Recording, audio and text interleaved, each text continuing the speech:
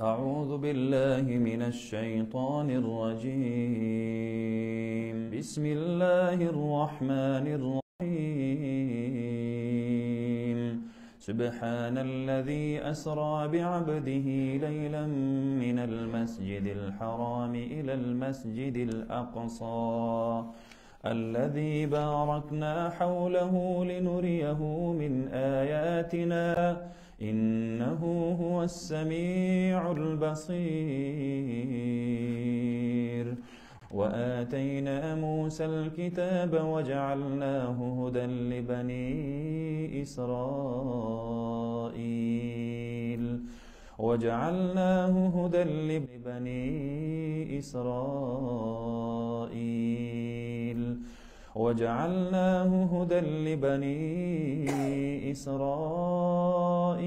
ألا تتخذوا من دوني وكيلا ذرية من حملنا مع نوح إنه كان عبدا شكورا.